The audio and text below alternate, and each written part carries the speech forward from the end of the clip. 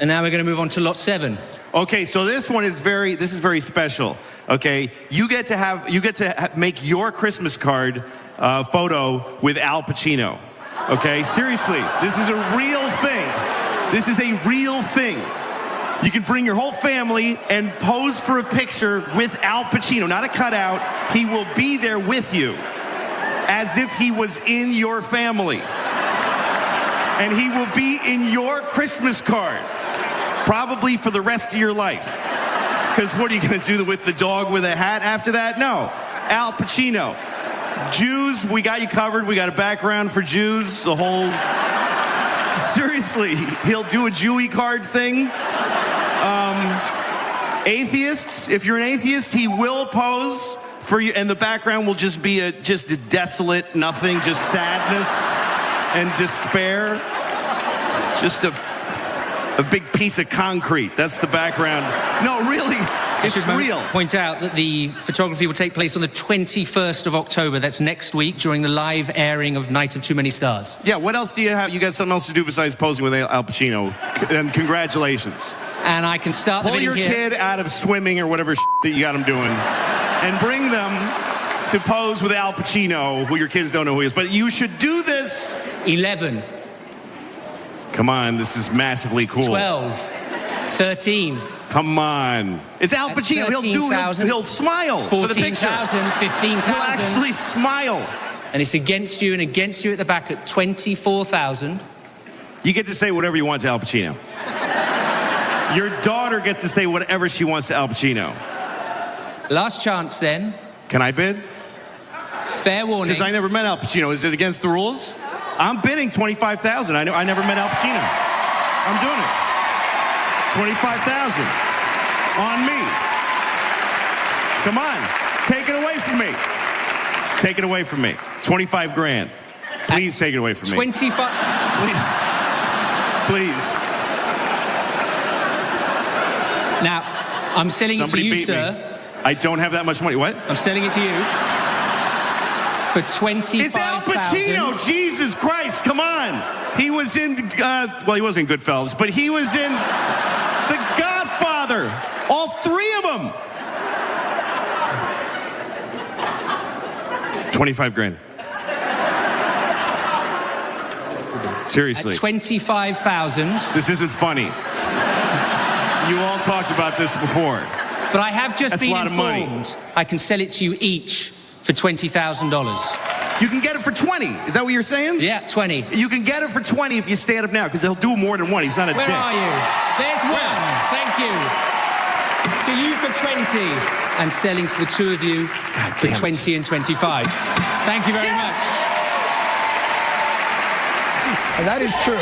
That is very true. Hey, everybody, please welcome the great Jeremy Anton. Oh, no, I'm sorry. The great Al Pacino. Yeah!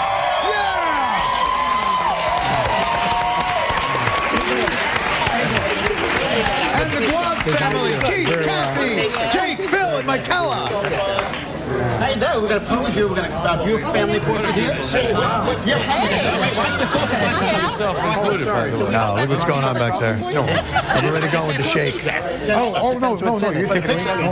Hold that coffee. All right. You can come right in the middle, right here, Al. Al, how you doing? I'm Keith. Keith, That's my wife, Kathleen. Hi, Nice to meet you, Al. That's Phil. Hi, Phil. Michaela and Jake. Kayla, nice to see you. Nice to see you.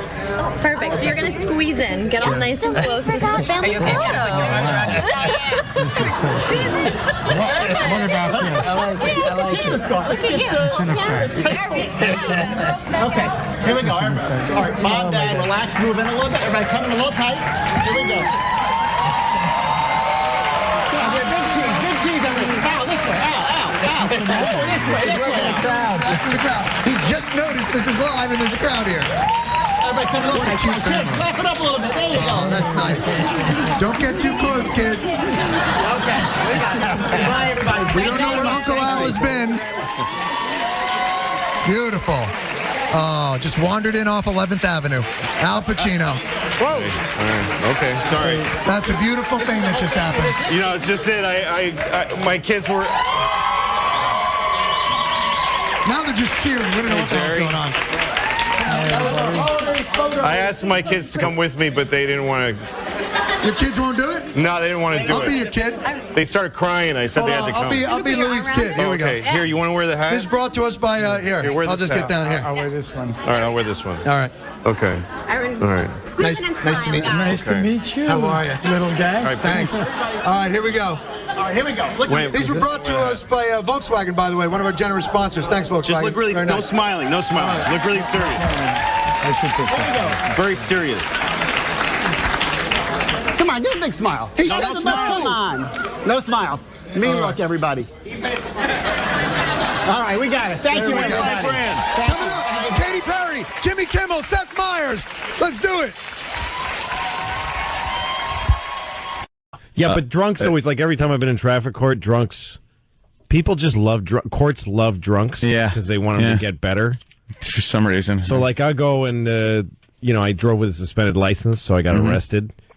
And the judge was like, your record is reprehensible. You show no remorse. You do nothing but repeat your offenses, and I'm going to go the limit with this. Then the next guy is like, this guy threw a rock through a window, literally, and set a fire, and then passed out in the street.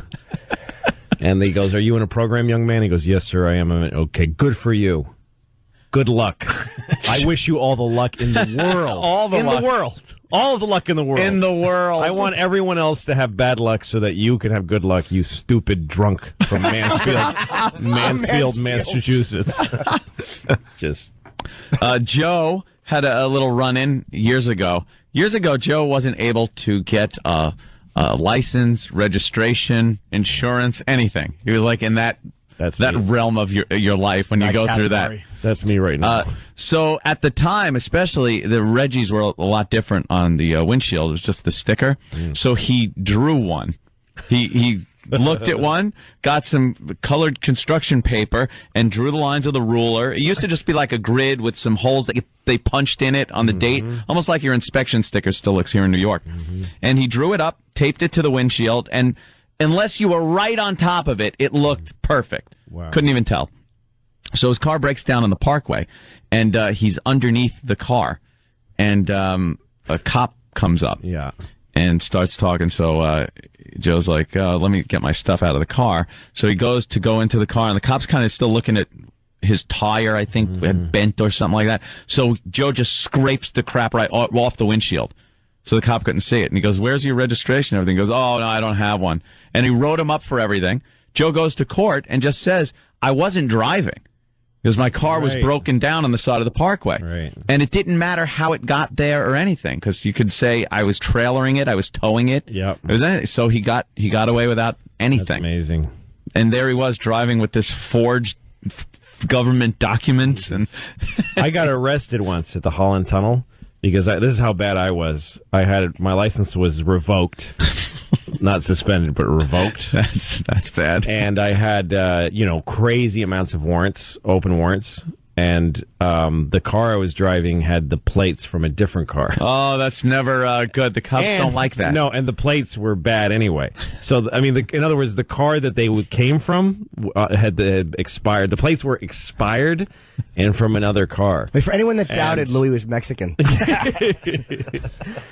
And I was coming through the Holland Tunnel, and I had no money. That's where it all started. That I pulled up, I was one of those things where I pulled up to the toll booth and said, hi, I have no money. What do you do? How do we do this? And the guy said, just give me your license and I'll fill out a thing. And I go, it's not on me. And he goes, give me your registration. I go, I don't have that either. He says, give me your name and your social security number. You just said how smart this guy is, Jimmy. Yeah, exactly. This isn't a smart thing. No. You're right. And then he made me pull over, and I went to jail. First, he put me in a jail cell that's under the Holland Tunnel toll booths. There's a jail cell. There is? Yeah, he took me down some stairs. Hey, you got to see something most people don't get to see. Right. Yeah. Unless you're a scofflaw, not criminal. Exactly. And I slept the night. I actually spent the night. I just slept in a little jail cell down there, and then they transferred me to Weehawken County Jail, and that was the worst thing that ever happened to me in my life. Was that one under a photo mat? Where's that jail? Weehawken is a really bad jail. Is it really? Yeah. Why? I would not have thought that at all. It's terrible. People are throwing food out the windows all the time because of the food. I mean, I almost puked just taking a bite out of a sandwich there. Was it violent there, frightening? Yeah, it was really scary. It was really bad. Weehawken, who would have guessed? Yeah, it's really bad. It's not. It's mostly New York drug addicts that get taken, like, because the New York jails overflow, and they start letting the Port Authority arrest people so that they can take them to New Jersey, because Port Authority is New York, New Jersey. So, How long were you in for?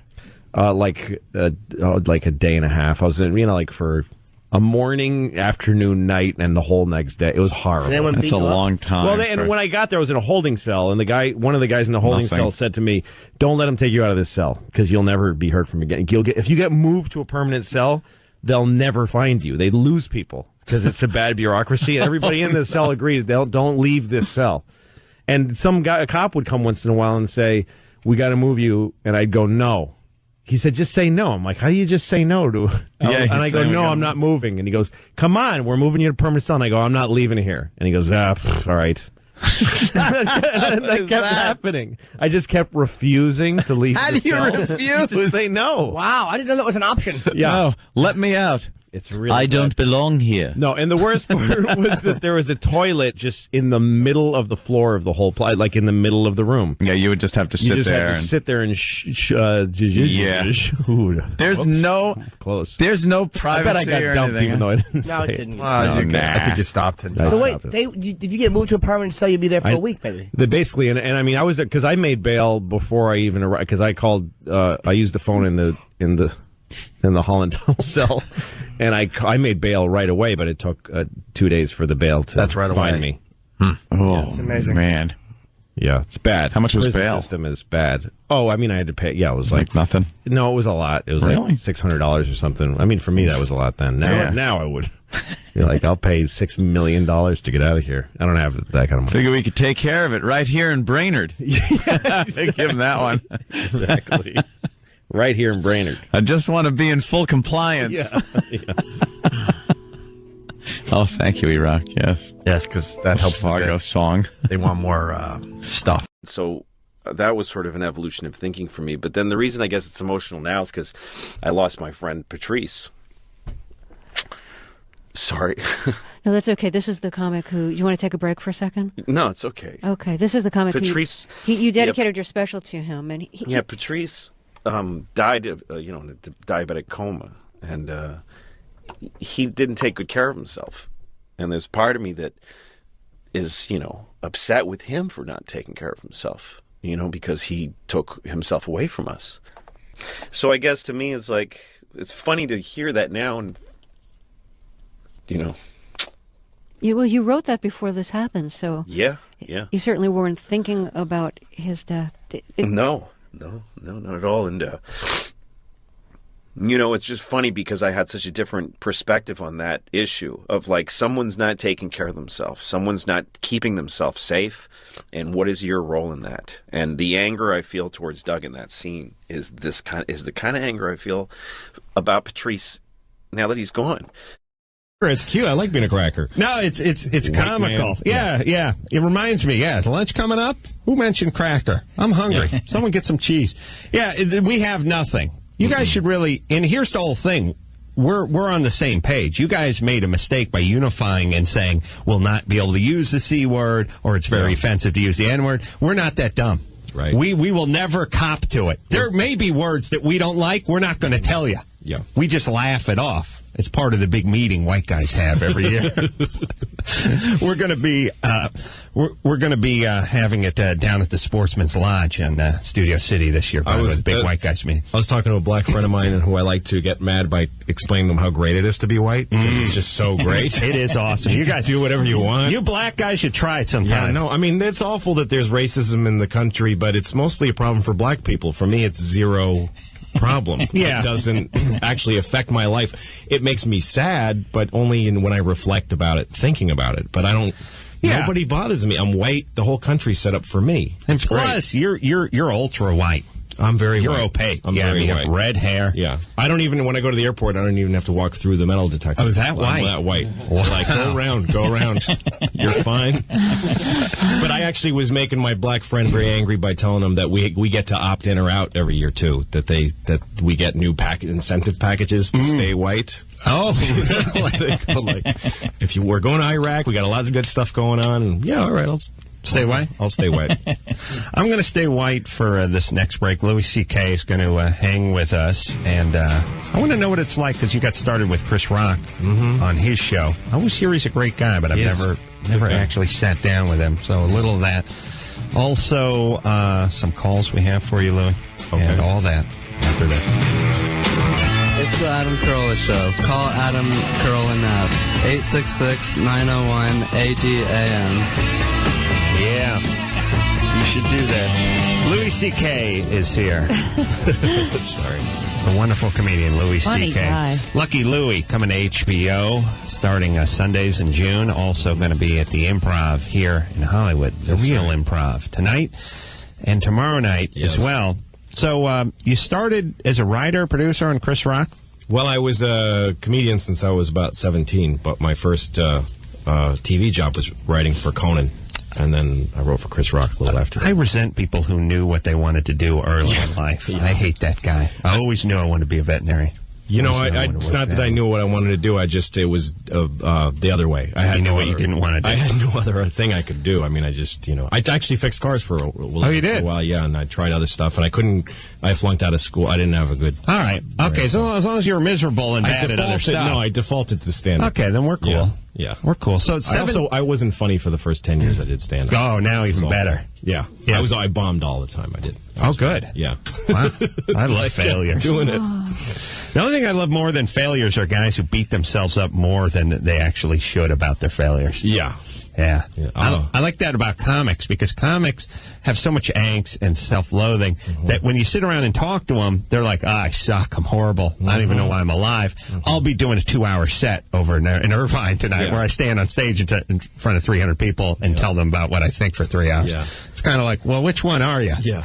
You should be one or the other, right? Failure is a great part of comedy. It's part of why I love it, because going in front of a crowd and doing jokes and killing for an hour, there's satisfaction in that. But there's no great experience in that. Like going on a show, I did a show here in Hollywood at the Improv. They have a show called Mo Better Mondays, which is a black comedy show. Do you explain your concepts on the black culture and community? Well, actually no, but I did a show on Sundays at the Laugh Factory. They have chocolate Sundays, and that's all black, and I killed. They loved me there, and so I figured, hey, I'll do the other one too, because all black people are the same. Sure, different kind of prejudice. Well, I didn't realize once you polled 5 of them, Yeah, you figure, hey, if I'm funny to these black guys, the ones down on the other, they'll like me too. They're like penguins. How many do you really need to study? Right, that's what I was thinking. But then Mo Better Mondays is a whole other culture, because they got the metal detector they bring in, and it's yeah, it's the Apollo. So they hated me. They hated me so much. It wasn't even that they didn't like my jokes. It was I would do a joke and it would end, and there would be silence. And then when I moved on to the next joke, they'd murmur like, that was the whole joke? That was it? Like they wouldn't know till I started number 2 that number 1 was over. That's how disconnected I was from them. Anyway, I went down real hard. I did like 5 minutes, and they booed me off the stage. And I sat in my car afterwards, just bathed in sweat, like just trying to breathe normally. Like, oh my God. Yeah. That was awful. And I'll never forget that moment. I've had thousands of shows where I've killed. I don't remember them. Right. I'll never forget sitting in my car after Mo Better Mondays just going, oh my God. Good. That was brutal. They hate. Yeah. Well, and that's great. I love that. That's how it works. It's like this. The ratio. That's why you should never leave your house. It's I tell that to Damashek. He punches his name into the computer. There's 10 people that say they love his sports, and then one of them that says he sucks, and he focuses on that one person. Yeah, sure. Yeah. That's actually 2 or 3 people that say they like the sports. But the point is, no one has yet to write and say they love maybe the no one likes the sports. But the point is, he still focuses on the negative. His mom's typing in his aliases saying that. Right. Don't bother. It'll kill you. All right, let's... So Chris Rock. Yes, how did that happen? Well, we were doing stand-up at the same time in New York, and came up relatively around the same time in New York. And when he got his own show, he called me and asked me to work on it. I'd made some films and stuff, and written for Conan, and I did well there. So he called me and asked me to work for him. So I just started working with him. I always heard that was a great environment. It was awesome. That he was great, and that it was easy, and that it wasn't all... people don't realize, ironically, that comedians can be some of the most uptight a-holes on the planet. The worst kind of person on earth, I think. Yes. Is a stand-up comedian. Yeah, it even transcends just being an a-hole. It's the worst human being. Oh. I mean, just picture working for Jerry Lewis or something. Yeah, no. I mean, just picture working for, Johnny Carson and Jerry Lewis and all these a-holes. Just imagine that. You know what I mean? Awful. And so, ironically, a place that you think would be like Willy Wonka's factory. Oh, there's going to be comedy, big troughs of comedy to bathe in. Turns out vitriolic, horrible, hate-filled, whatever. Yeah. But Chris Rock, not that way. No, Chris was great because he used to say, hey, I've got this opportunity. Let's all take advantage of it. Like, he wasn't like, you work for me. Right. He was like, we're all funny. Let's all do our comedy and I just happen to be the one wwho goes and sells it. That's how I was at the Man Show, if you replace that with, hey, schmuck, get me some coffee. Right. Yeah.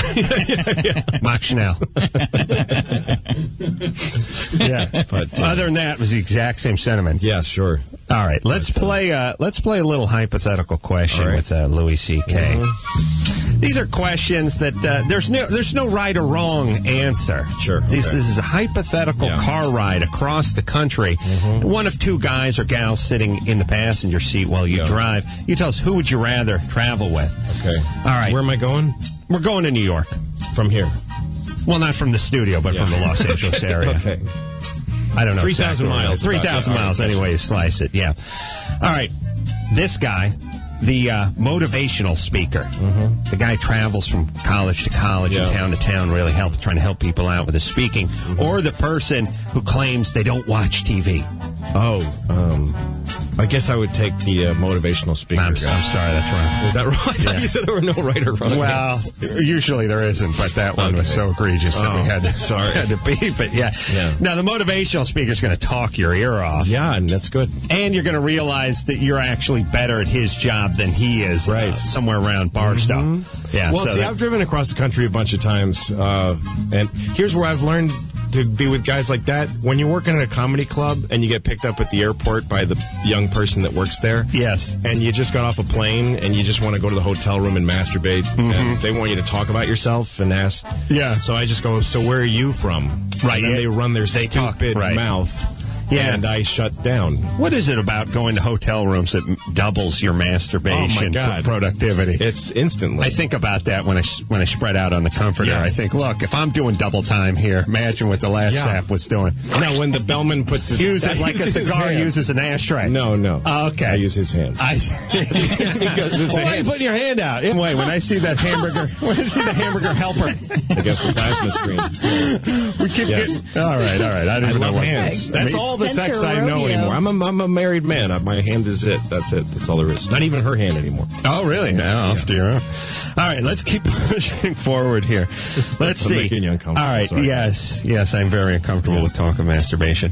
Here's the guy at the gym who takes the sweatshirt and cuts the elastic out of the collar. People on planes are the worst. People on planes, they complain. They get off the plane, they come to your house, and they tell you about their whole flight experience. And they make it sound like it was fucking a cattle car in Poland in the 40s. They just make it... That was the worst day of my life. I had to sit on the runway for 40 minutes. That's a story in this country. That's a fucking hardship. That you had to sit on the runway. People will listen to that story. They'll stop doing the dishes and turn around and go, oh my God, really? For 40 minutes? That's awful. You should sue them. I had to sit on the runway for 40 minutes. Oh my God, really? What happened then? Did you fly through the air like a bird? Incredibly? Did you soar into the clouds impossibly? Did you partake in the miracle of human flight? And then land softly on giant tires that you couldn't even conceive how they fucking put air in them?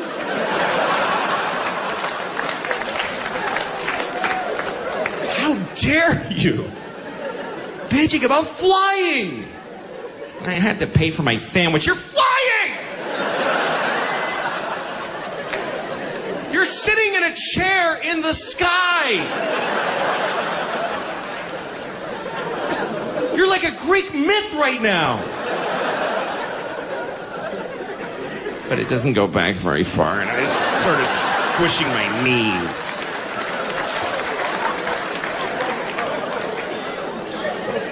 The Wright brothers would kick us all right in the cunt if they knew. If you could go back in time to Orville Wright and go, hey, dude, I had to sit on the runway for 40 minutes. And he'd be like, oh, shit, well, let's not even bother then. Hey, Wendell, shut it down. They make you wait for a bit. That hardly seems worth it. There's always delays. That's what everybody complains about. There's always delays when I fly. Really? Delays. It's too slow. Air travel's too slow.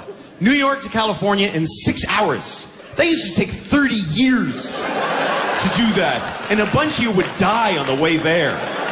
You get shot in the neck with an arrow and you go, and fall down. And the other passengers would just bury you and put a stick there with your hat on it and keep walking. And one of them would fuck your wife and have 3 babies. And all the old people would die. You'd be a whole different group of people by the time you got to California. Now you watch an Adam Sandler movie and you take a big runny dump and you're there.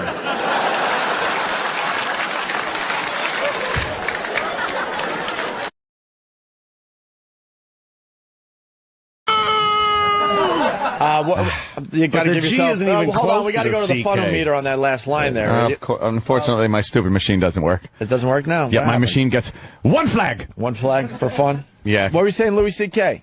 I was just saying that the letter G is not very close to the C and the K. And that's probably why it didn't work. It was, there was too much thinking involved. Too much thinking. So, yeah, sorry, guys. Sorry to strain your fucking brains sitting over there. Hey, cold aluminum. Hey, we got a big star on the phones here to wish Anthony a very happy birthday, celebrating big star your 44th birthday. Who's this? Well, you're gonna find out in a second. Hello, sir. Hey, man, don't set me up with the big star shit. Oh, Kevin. Oh, How are you? I thought it was Dave Rabbit. How you doing, man? Good. Happy birthday, Anthony. Thank you, sir. How old? 40 flurf, as I've been told. What are you going to do for the big day? Actually, tomorrow's the birthday, really, but today, well, then why the fuck am I calling in now? Yeah, because we're... Why don't I just call you at your house tomorrow and wish you a sincere happy birthday? I know, that would have been better than the phony day before, only because we're on the air and we're off tomorrow call. Put a gun to our celebrity friend's head and make him call in the show. Yeah. Well, tomorrow, a big party going down in New York City. Where the hell is it? Where is it? Smith's Bar. Yeah, gonna have a little shindig, as I like to say, over there. Lots of guns, I'd imagine, in video games. Oh, plenty of guns and video games. That's my life now. I've really gotten bad with the gun thing. I even have to admit it. Did it start with video games? Like your character was holding guns, so you want to have the same guns? I have bought guns based on how they worked in the video game, which is a little odd. But as far as handguns go, I've gone a little wild on the handgun thing. I really Do you buy old ones too, or do you No, they have to be brand new. Oh, really? I like brand new ones. Although but I got that, and I got a couple of other ones: a 9mm, 40 caliber, 45 caliber, and I'm taking a lot of heat because I wear one around the house. You wear one? Well, thank you, Louis. I have. See, everyone says that. Like in a holster, like the sheriff. Well, not like no, it's not low slung like a sheriff or Han Solo on the leg. No, I'm not a blaster. A blaster holster. I'm not wearing that. It's concealed. Is it a shoulder holster? It's like very concealed. No, it's not Pacino kind of Pacino shoulder holster. Yeah. No, it's very comfortable. It's very form fitting, like a wallet. It's like and it's a smaller gun, and it's there so. Because if somebody breaks in your house, you have to say, excuse me, let me get my gun, or I hope I'm close to my gun. Now, this is not more disturbing than folding the $20 bill into, like the fact that you walk around the house with a Because fucking there's never gun. been home invasions on Long Island. Never. It's the home invasion capital. As you're walking through the house with your ascot on and your fucking... Ascot? And you just have a loaded fucking gun ready for action. Why wouldn't I wear... That paranoia doesn't match... The 9/11 may have been a fucking self-inflicted attack. There are home invasions all the time on Long Island. I understand that. So why is it paranoia? We're not talking about that. You change it. You're walking around the fucking house with a gun on yourself, on your person. It's security. Just in case somebody breaks your door in. Makes me feel secure. Neither thing is paranoia. It's both true. white people run everything, and black people steal. Oh, Jesus. So Christ. Oh, that's why he wears a gun. Thank God Louis and that's why we fold the $20 bill in half. Hey, what about Kevin Smith? When did hold on a minute. Hey, Kevin. I have this mental image of Anthony in The Hunt for Red October walking around a U-boat with a fucking gun on his hip, waiting for the Russian spy to come out. Dude, wearing a gun in the house. I mean, why not just have multiple guns, one for each room, keep them handy rather than See, that is you're going to do it like the end of Young Guns. That is insane. Have guns loaded in every corner of the house. Is there a Chinese guy that jumps out the closet and you fight him when you come in the house? Kato? No, I don't have a Kato. What's the matter with you? First of all, it's not as safe. That's the Pink Panther. Yeah, I got it. It's not as safe having guns laying all over your house as it is having one on you. Do you have like iron windows that come down? And Nope. Like searchlights that point outward from your house? Well, they do point inward, though. It's like they're on my house and in the backyard. Mm-hmm. And then I want those scanners. I need some scanners. Yeah.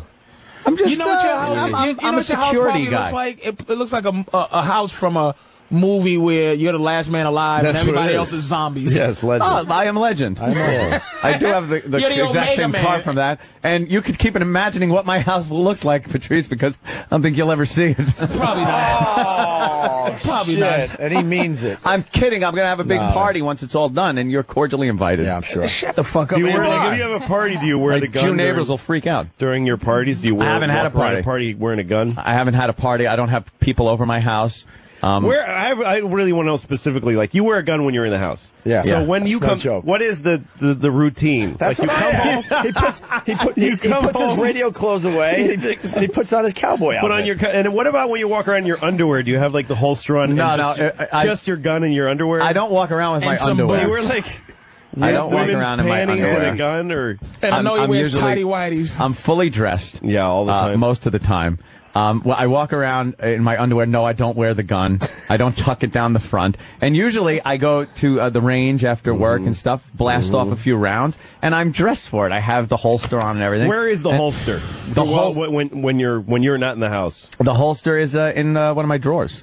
Wow. And so you go, I go home. You come home, yes. you put your keys on the night table. I put my keys on the night table. I empty everything out. I put my holster on, put my gun in it. And where's the gun? Shirt over it. Is it in a gun safe?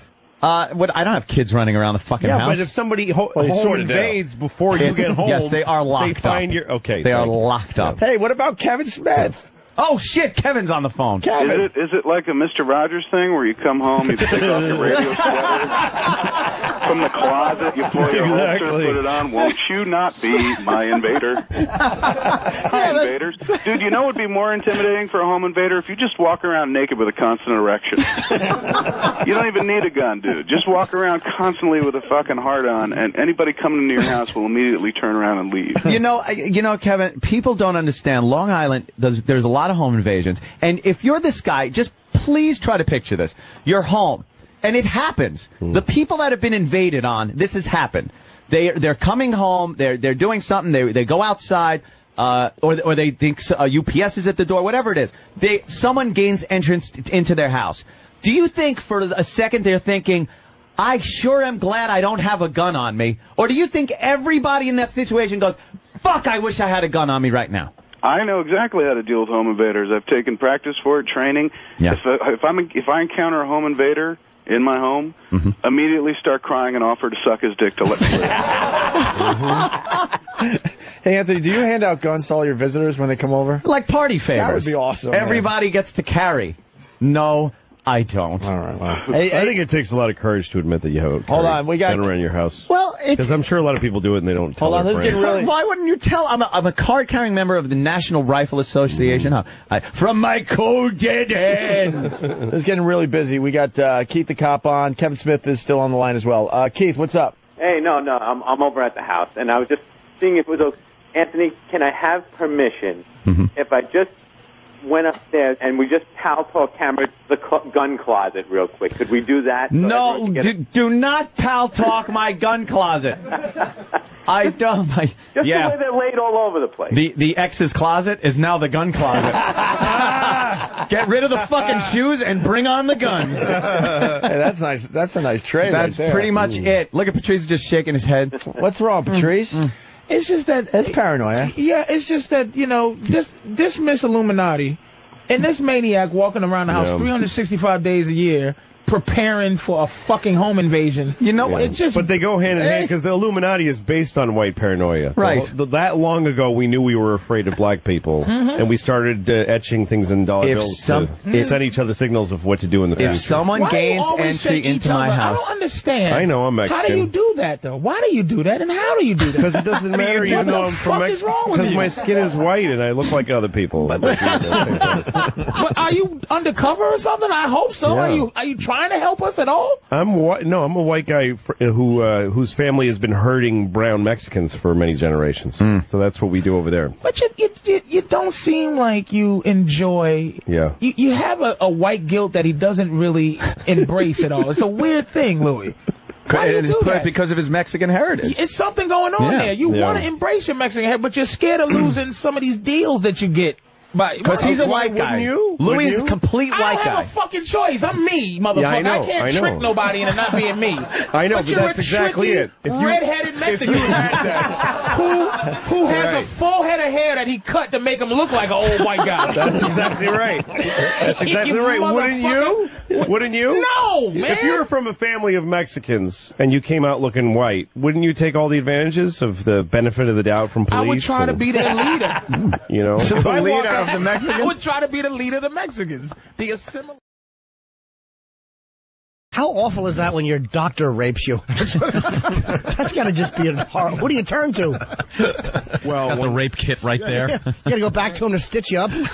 No, I went to get some dental work done, and they knocked me out, and I woke up with a sore throat, and I was really certain that somebody did me in the mouth. Really? I was sleeping. But the way I look at it is, if you have people come into your office and you're knocking them out, how do you not at least lick their face? How do you not give them the finger right to their face, lick their face? Something. Yeah, something. We were talking about how doctors are they're just people. They're guys, they get a little worked up. And if you're a dentist and this beautiful woman comes in and now she's completely knocked out, you're alone in there. We call it the perv switch. The perv switch. Everyone has it. Everyone has it. And It's some people get opportunity turned on. It makes people pervs. Opportunity does. You're just sitting there with your little pick going, I've got a little bicuspid problem here. I've got to see those cans. You just lose your mind and then rip her shirt open. And you got to fondle. And you just lose everything. Yeah, you start laughing at her boobs and She's unconscious. Yes, we got the number 8 molar on the top. I'm seeing the. Oh gosh, I gotta grab her crotch. I just have click.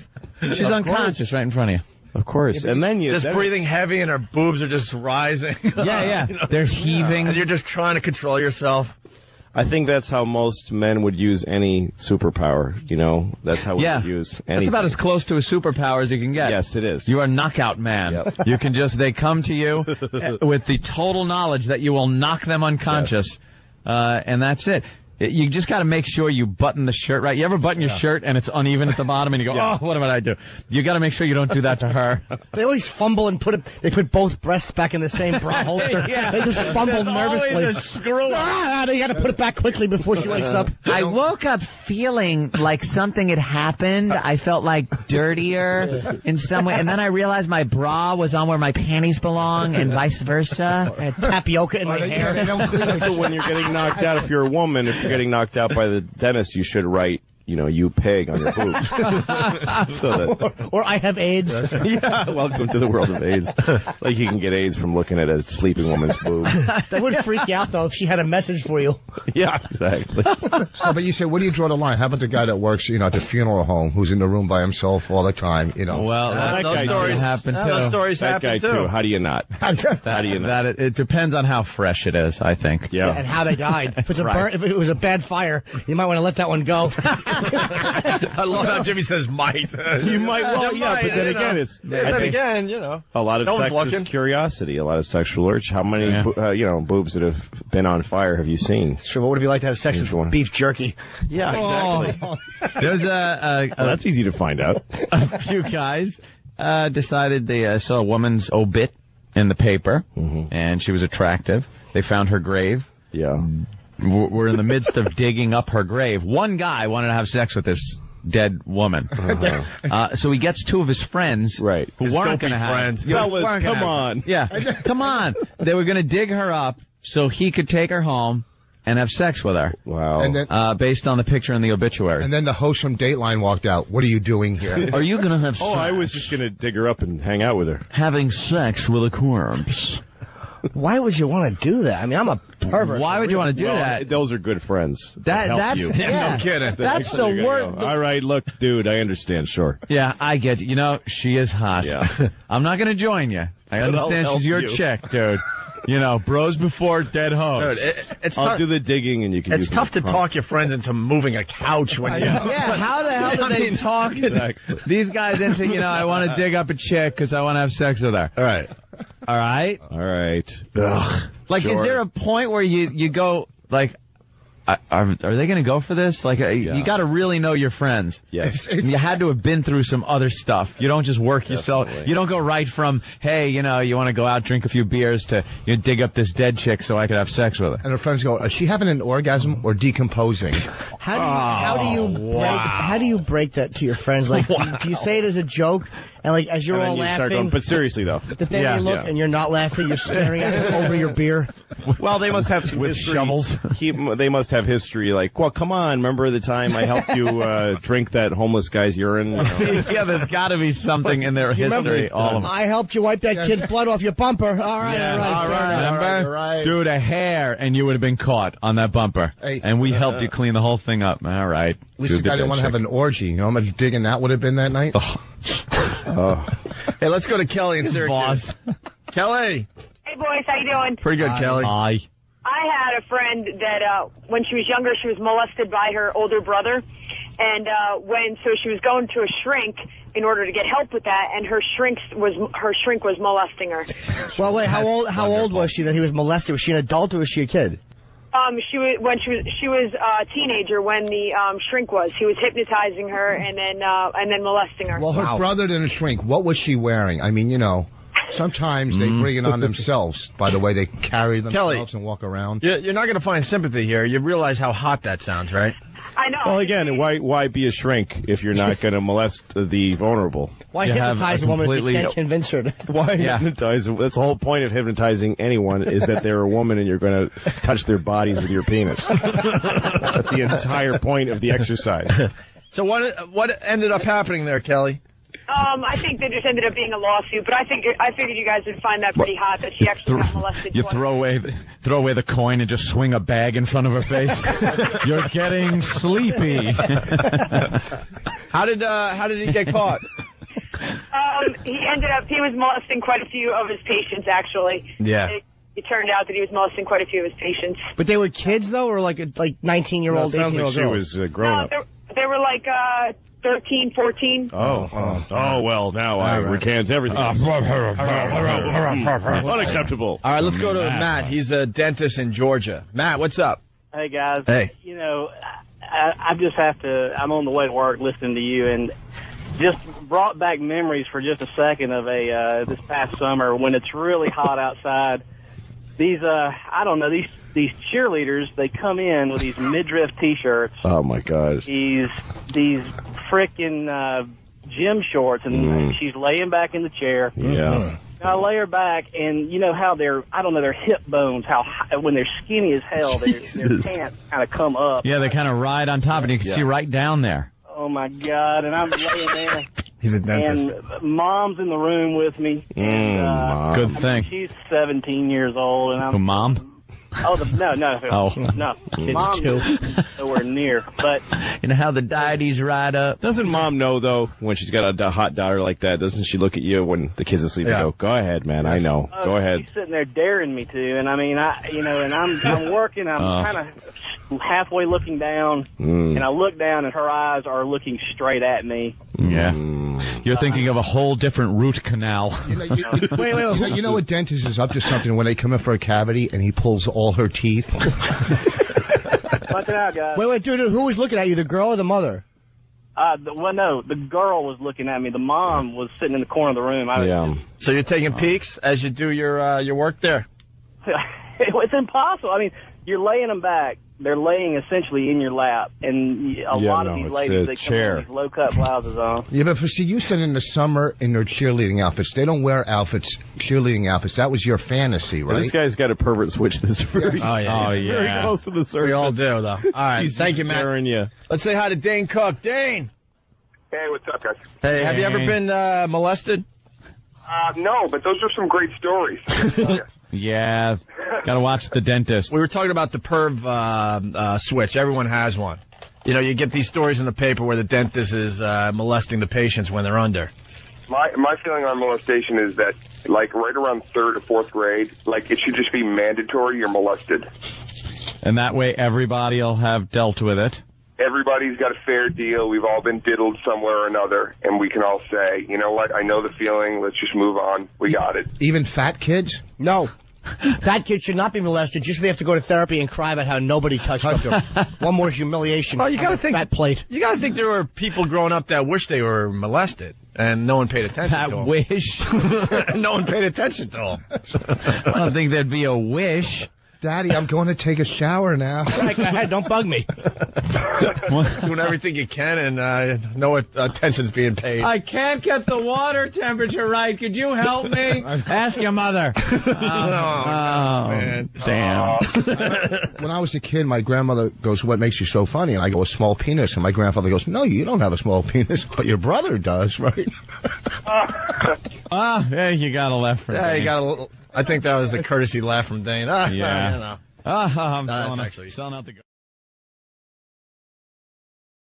My problem these days, my problem is very simple. It's trying to find a place in my house where I can masturbate without somebody bothering me. And that's really difficult. There's nowhere to go anymore. She's got her mother staying with us, too, in the guest room, and I'm on the streets now. I got nowhere to go. Like, now I know when I see a guy in the West Side Highway jerking off in plain daylight, that's not a homeless guy. That's a married man right there. He's got nowhere to go. Fuck it. Fuck you. Go ahead and look, man. I got nothing. What else am I going to do?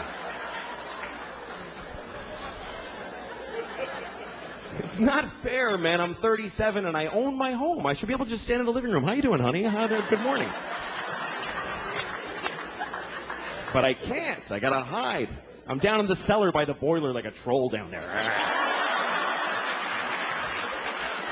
Just fucking miserable shit. That's what it's like. Masturbation doesn't bring much joy to guys. Women seem to like masturbating. They put flower petals on the pillow. They're like, "Ah, me," or whatever, you know.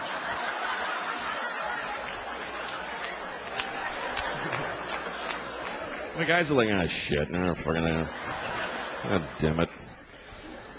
Sometimes you find ecstasy, but it's followed by the deepest self-hate and depression you've ever felt. It's an amazing drop from way up here to this, like, oh, yeah, what the fuck is wrong with me? God damn it.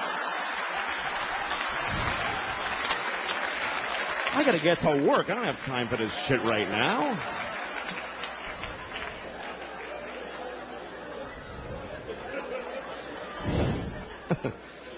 But then you get married, now you gotta hide. And you have to. You have to hide. Because when your wife catches you masturbating, that's sad for the whole family. That's not a good moment in a marriage. She comes in the cellar. Oh, my God.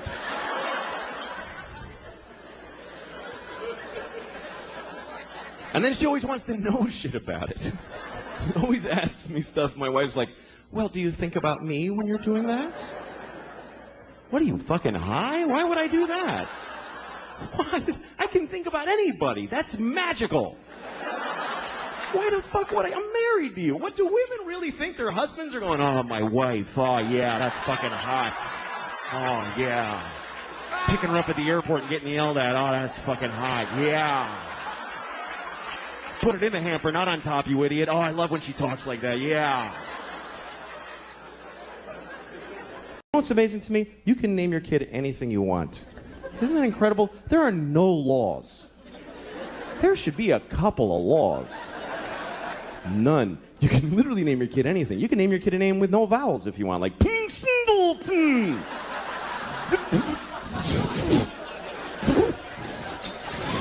Just 40 F's, that's his name.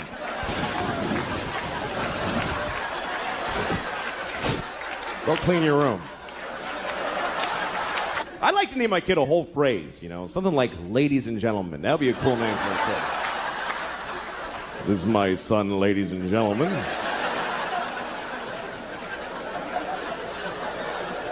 Then when he gets out of hand, I get to go, ladies and gentlemen, please!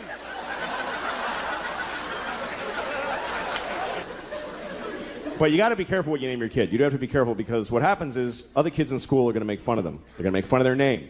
And you don't have to give them a weird name because they can do it with any name. Kids are geniuses at that. Any name, they take it, they go Louie Screwy, Joey Blowy, Mike, your mother's a dyke, whatever. They find a way, these kids. Any name, what's your name? Eric, you fucking asshole. See, just like that. Lightning speed these kids got. What's your name? Joe, eat a bag of shit, cunt face. You see, just like that. My daughter is really something else, man. She runs the house. She runs the whole house. She decides everything. Like we were playing hide and seek the other day. We play hide and seek, and we play by her rules that she invented. And do you know why? Because she sucks at hide and seek. And so she covers it with this fucking ruse to level the playing field. And I gotta fucking pretend it's all that she's great. No, it's bullshit. Like, we're playing... Oh, fucking... I know she's a kid, but fucking listen. When it's my turn to hide, she tells me where to hide. She tells me where. She goes, hide in the closet, Papa, but you're going to know where I... Hide in the closet! All right, fuck, I'll hide in the closet. Good, fine. Now I'm standing in the closet like an asshole. She comes in, I found you. She's like shitty about it, like, I found you. And I'm like, wow. How did you figure out where you told me to fucking hide?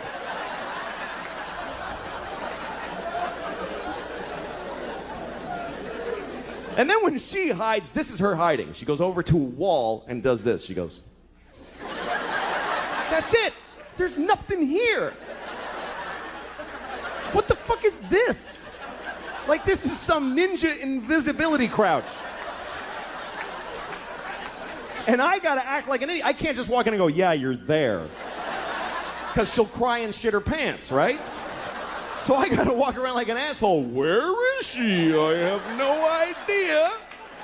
Where could she be? I'm making eye contact. I don't see her. It's amazing to me. The other day we're playing, this is how things have gotten in my house, okay? Here's a very good example of where it's gone. We're playing a version of hide and seek where my wife and I have to decide together where to look. She likes that. She's like, Mama, you tell Papa where to look. Okay, well, fine. So she's over there hiding like this, just in plain sight. And my wife and I, my wife's like, why don't you look under the bed? I'm like, okay. She's not there. And then she says, why don't you look in the linen closet? Okay, so I open the closet. She goes, that's not the linen closet. We don't put that in there anymore. All right, fucking Jesus. All right, I'll look in. So I look in that. Why would she be in that closet? That has shelves. She can't stand in a shelf. Well, maybe she's crawled in a shelf. Now we're having a fight about where to look for this fucking kid who's standing right there.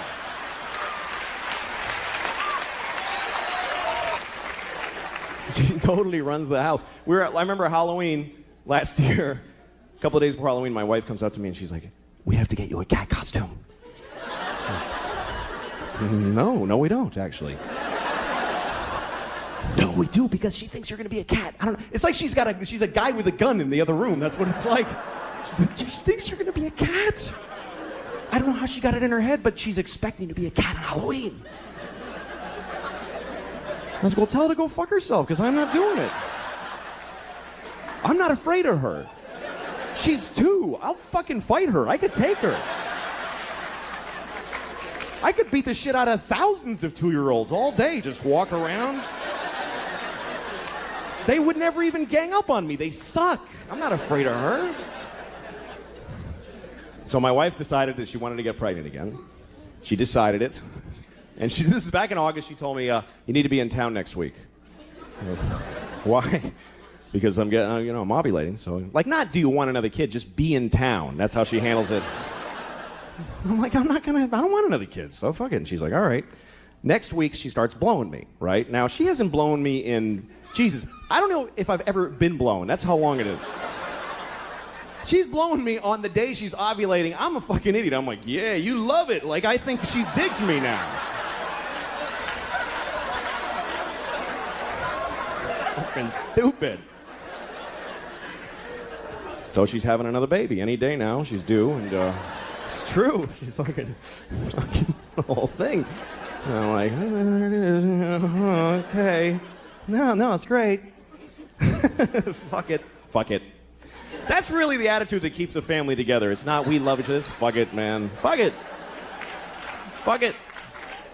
Another kid. Fuck it. Why not? Let them all in. Good. Fuck it.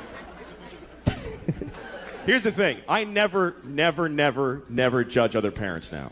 I never do. I used to, but I never do. Like, when you see a mother in McDonald's or someplace or in a toy store and she's just melting down on her kid, she's like, shut up. I hate you. You're ugly. And people are sitting around going, oh my goodness, she's a horrible mother. Well, guess what? Those people aren't fucking parents. They don't have kids. Because any parents who are in that store are thinking, what did that shitty kid do to that poor woman? That poor woman. I wish I could help. Because you don't know, man. You don't know. Or like when you see a parent that seems to be negligent, like you see a parent in McDonald's with the kid, and the parent's like, I can't take this shit anymore, and just like collapsed, and all the shopping bags are just strewn everywhere. And the kid's happy. The kid's eating French fries. And the kid asks a question like, Mama, why is the sky blue? And she's like, just shut up and eat your French fries. And you think, what a terrible mother. Why doesn't she answer her child? When I have a child, I will answer all of their questions and open their minds to the wonders of the world. Well, guess what? You don't know what the fuck you're talking about. You can't answer a kid's question. They don't accept any answer. A kid never goes, oh, thanks, I get it. They fucking never say that. They just keep coming. More questions. Why? Until you don't even know who the fuck you are anymore at the end of the conversation. It's an insane deconstruction. It's amazing. This is my daughter the other day. She's like, Papa, why can't we go outside? Well, because it's raining. Why? Well, water's coming out of the sky. Why? Because it was in a cloud. Why? Well, clouds form when there's vapor.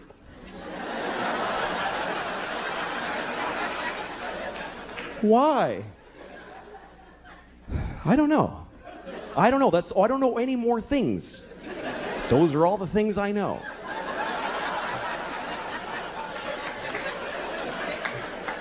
Why? Because I'm stupid, okay? I'm stupid. Why? Well, because I didn't pay attention in school, okay? I went to school, but I didn't listen in class. Why? Because I was high all the time. I smoked too much pot. Why? Because my parents gave me no guidance. They didn't give a shit. Why? Because they fucked in a car and had me, and they resented me for taking their youth.